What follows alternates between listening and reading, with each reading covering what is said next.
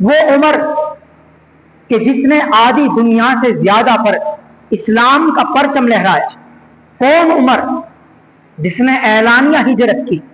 کون عمر جس نے 900 جامع مسجدیں بنوائیں؟ وہ عمر ابن خطاب رضی اللہ تعالیٰ عنہ۔ کون عمر جس نے 4000 عام مسجدیں بنوائیں؟ وہ عمر ابن خطاب۔ کون عمر جس نے اماموں کی تنخواہیں مقرر کی؟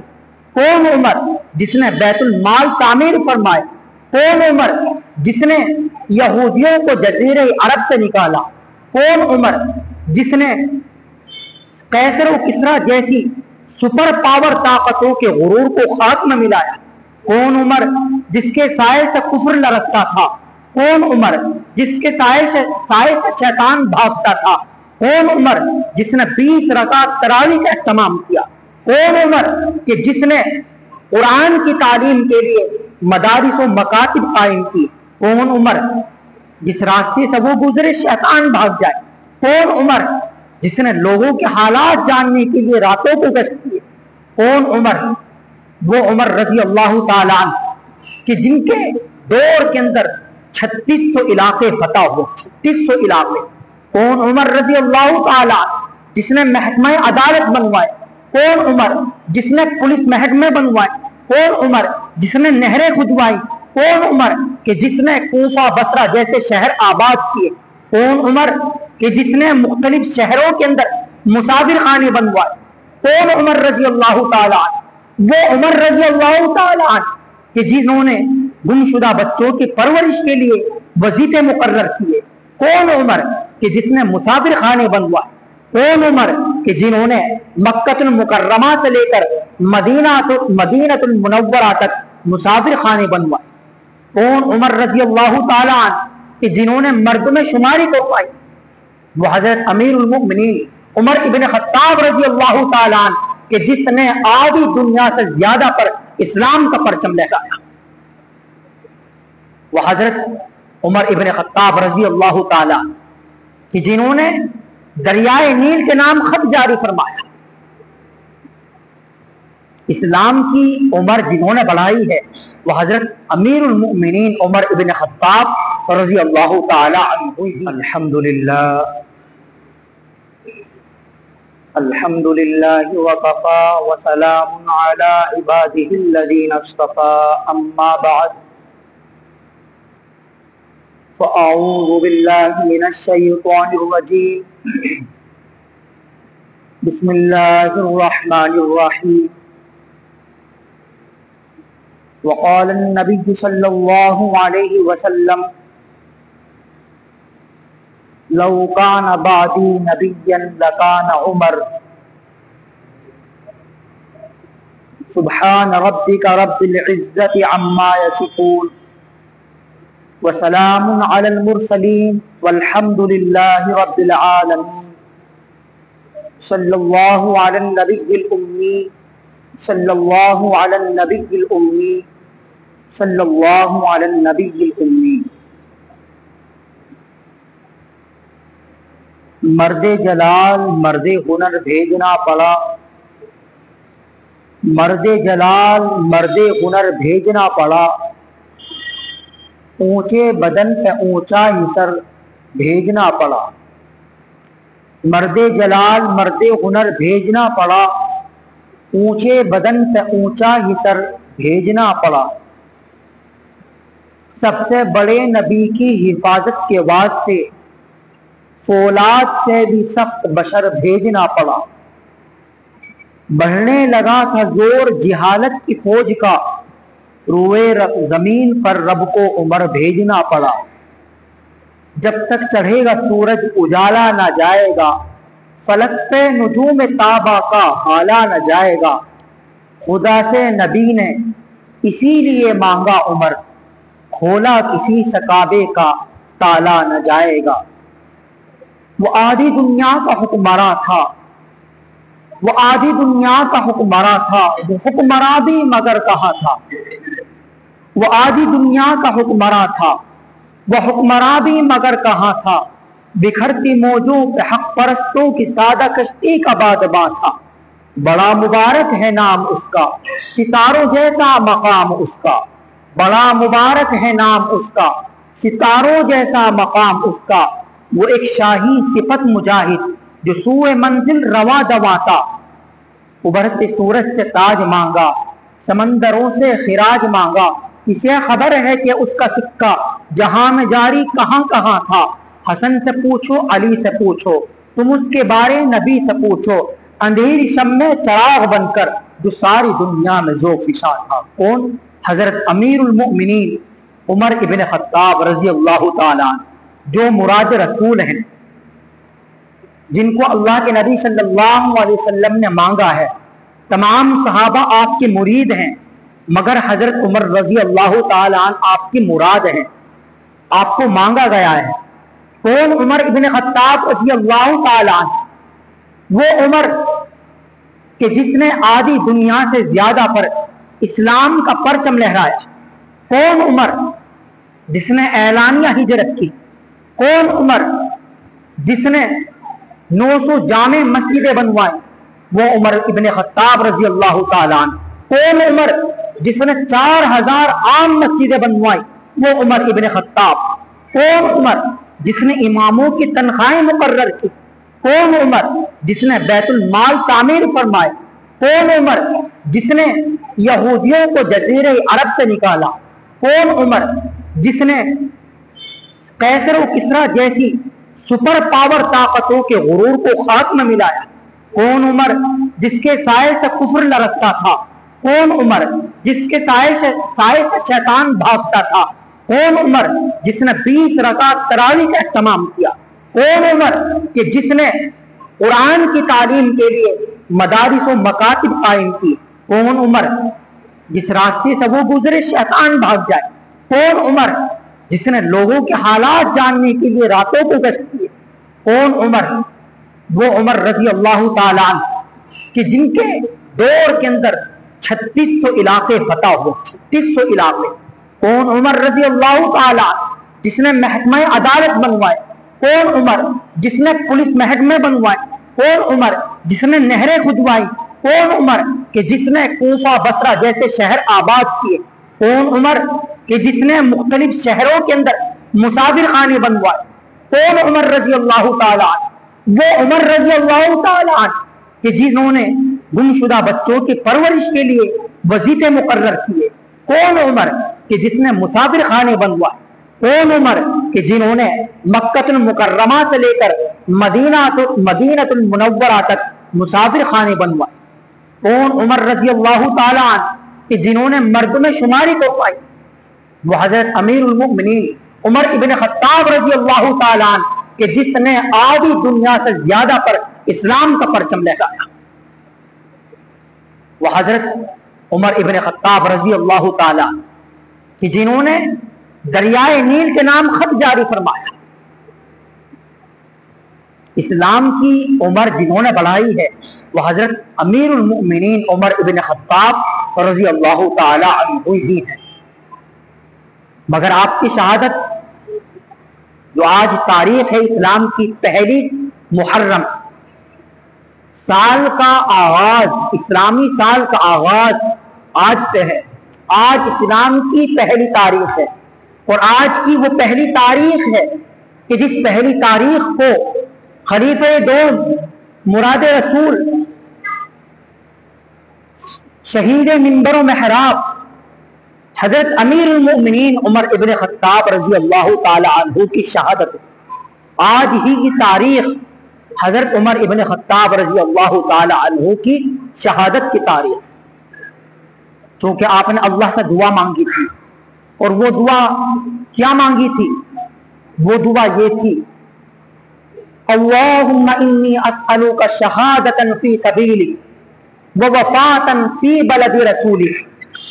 اے اللہ، میں آپ کے راستے میں شہادت مانگتا ہوں، ووفاتا فی بلد رسولک، اور آپ کے رسول کے شہر میں وفات مانگتا ہوں۔ یہ آپ کی دعا تھی جو آپ نے اللہ رب العزت سے دعا مانگی، اور اللہ نے آپ کی دعا قبول فرما لی۔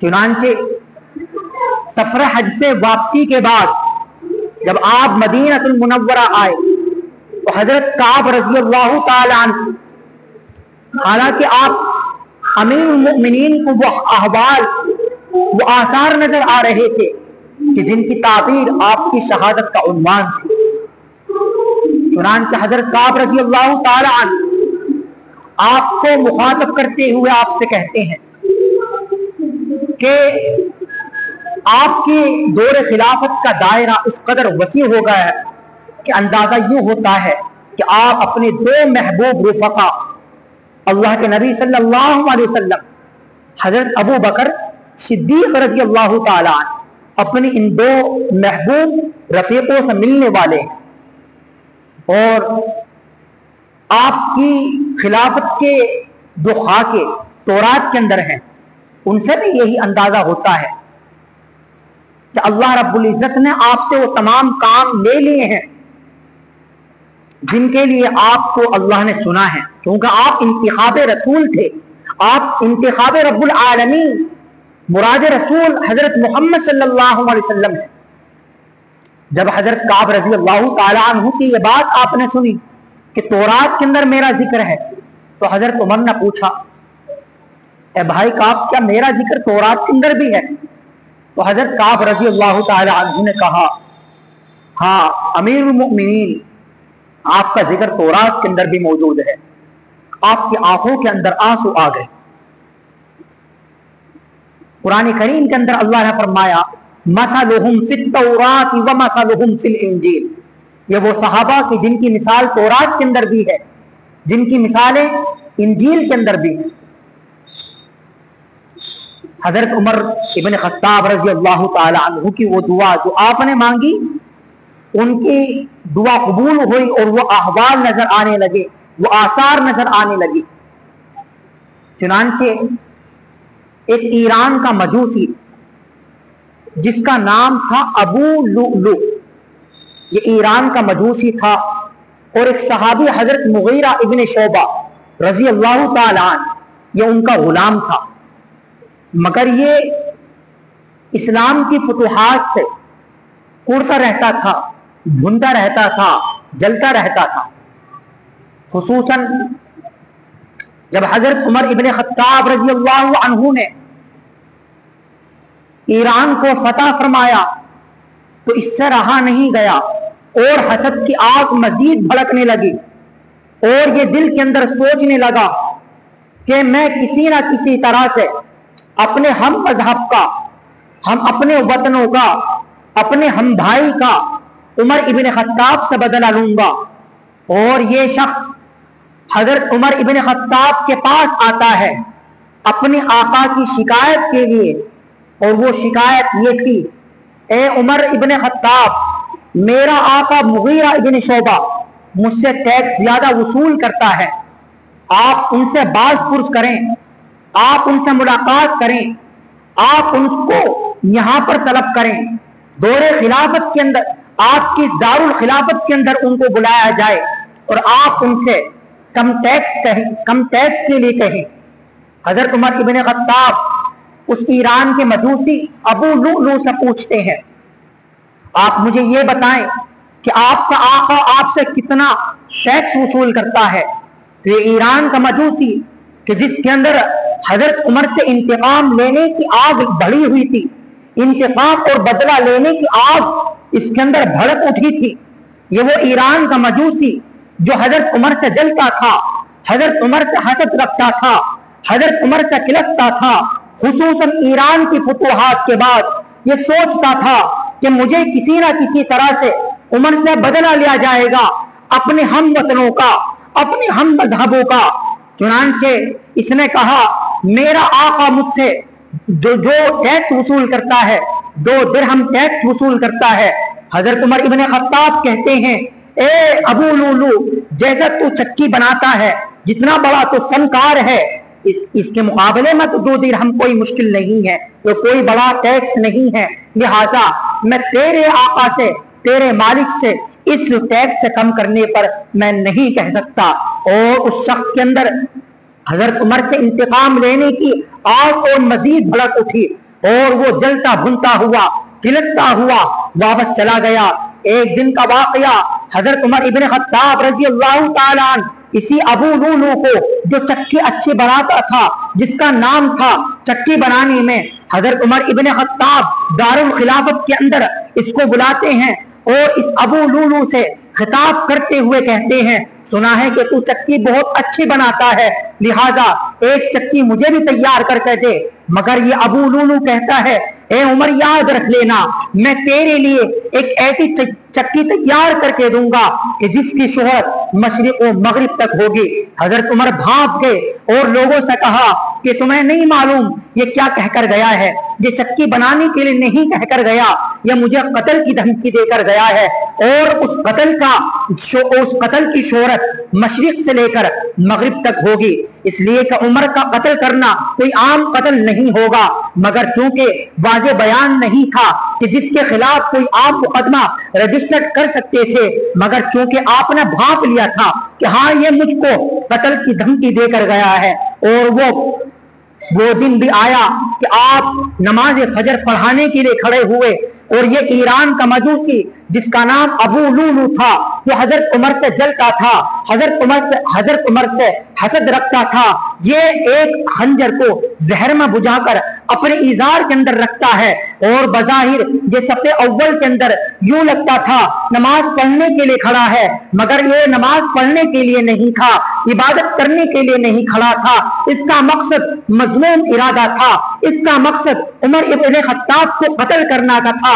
चुनांचे हजरत उमर इब्न खत्ताब रज़ी अल्लाह ताला अन्हु नमाज फजर के लिए आप अल्लाहु अकबर कहते हुए नियत बांधते हैं और ये खबीस, ये नालायक, ये मलऊन, ये मरदूद जिसका नाम अबू लूलू ये खंजर निकालता है और हजरत उमर इब्न खत्ताब पर मुसलसल कई वार करता है और इस कदर वार करता है कि चंद मिनटों में, चंद सेकंडों में हजरत उमर रजी अल्लाह ताला अन्हु मुसल्ले पर जख्मी होकर गिर पड़ते हैं। हजरत उमर इब्न खत्ताब के पीछे जो हजरत अब्दुर्रहमान बिन औफ थे, जो अशरे मुबश्शरा में से थे, कि जिनको जन्नत की खुशखबरी दुनिया ही के अंदर सुना दी गई, चुनांचे हजरत अब्दुर्रहमान बिन औफ का हाथ पकड़ा और आपको मुसल्ले पर खड़ा किया और हजरत उमर इब्न खत्ताब ने इशारे से कहा, ए अब्दुर्रहमान बिन औफ, आप नमाज की तकमील किए, आप नमाज को मुकम्मल कर लिए। नमाज की अहमियत का पता चलता है।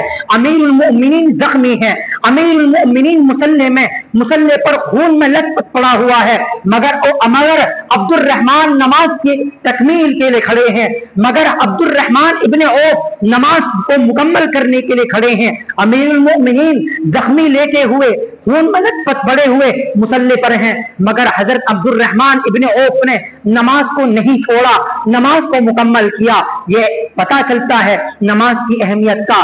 और इसके बाद हजरत उमर रजी अल्लाह ताला अन्हु जब नमाज को मुकम्मल कर लिया गया, हजरत उमर इब्न खत्ताब के इर्द गिर्द लोग जमा हो गए, सहाबाए किराम की आंखों से आंसू जारी थे, सब आपकी सेहत के लिए, सब आपकी आफियत के लिए दुआएं मांग रहे थे। चुनांचे आपको दारुल खिलाफत के अंदर लाया गया।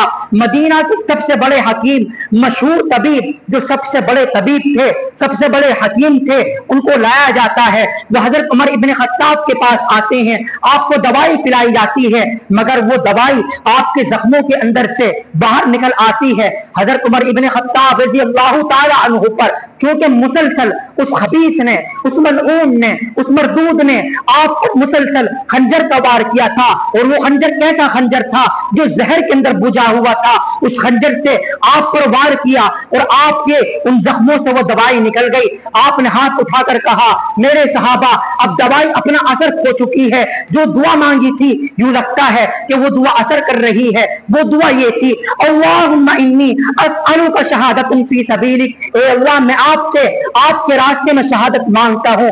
चुनांचे हजरत उमर इब्न खत्ताब रज़ी अल्लाह ताला अन्हु अपने बेटे हजरत अब्दुल्लाह को बुलाते हैं और हजरत अब्दुल्लाह से कहते हैं, आप जाएं अपनी रूहानी अम्मा के पास जाएं, उस अफीफा कायनात के पास जाएं, उस आयशा के पास, सिद्दीका के पास, ताहिरा के पास, अफीफा कायनात के पास जाएं और उनसे कहें, अब्बा जान चंद गज जमीन आपसे तलब कर रहे हैं नबी के पहलू में, अगर आप इजाजत दें तो हजरत उमर रजी अल्लाह ताला अन्हु अपने मदफन के लिए चंद गज जमीन तलब कर रहे हैं। मगर عائشہ رضی اللہ تعالی عنہا کیوں منع کر سکتی تھی؟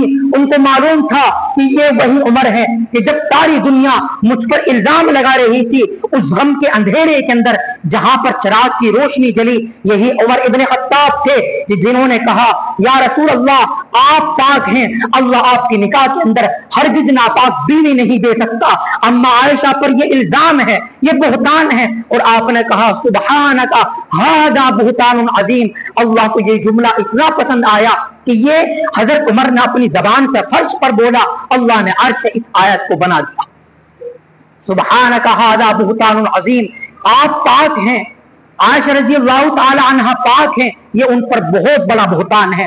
تو حضرت عائشہ عفیفہ کائنات صدیقہ طاہرہ رضی اللہ عنہ کیسے منع کر سکتی تھی؟ وہ اس احسان کو کیسے بڑھا سکتی تھی؟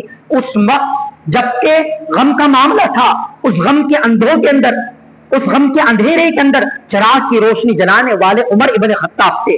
یا رسول اللہ یہ نکاح آپ کی مرضی سے ہوا یا اللہ کی مرضی سے ہوا؟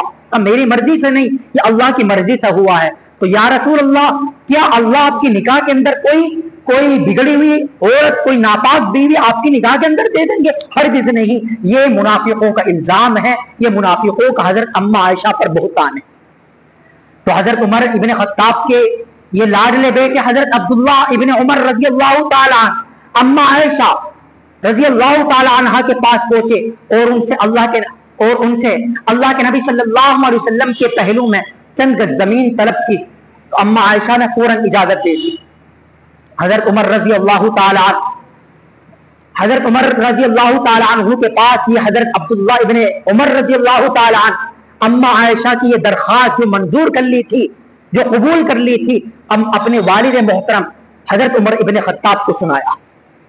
یہ یکم محرم الحرام کا وہ شہادت کا دن حضرت عمر کا، اور ادھر میدان کربلا کے اندر حضرت امام حسین رضی اللہ تعالی عنہ نے 10 محرم الحرام کو یہی سبق جو مدینہ کی یونیورسٹی سے سیکھا تھا، جو حضرت عمر رضی اللہ تعالی عنہ سے سیکھا تھا، جو مدینہ کے آپ یکم محرم الحرام میں مدینہ کے پرنسپل تھے، اور اسی مدینہ کے طالب علم حضرت امام حسین نے 10 محرم الحرام کو میدان کربلا کے اندر یہ سبق پورا کر کے دکھایا جو آپ کو شہید کیا۔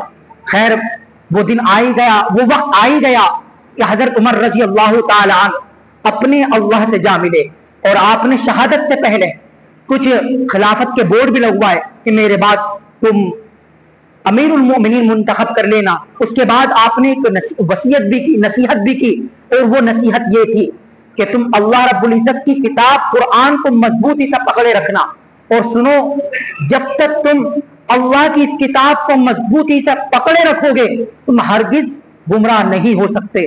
یہ حضرت عمر ابن خطاب رضی اللہ تعالی عنہ کی نصیحت تھی۔ جب حضرت عمر ابن خطاب رضی اللہ تعالی عنہ شہید ہو گئے، صحابہ کرام کے اوپر پہاڑ ٹوٹا، صحابہ کرام رو رہے تھے۔ ایک صحابی کہتے ہیں جن کا نام حضرت سعید ابن زید رضی اللہ تعالی عنہ ہے، آپ کہتے ہیں ابقا علی الاسلام، آج میں اسلام کے لیے رو رہا ہوں، اس لیے کہ عمر ہی نے اسلام کی عمر بڑھائی تھی۔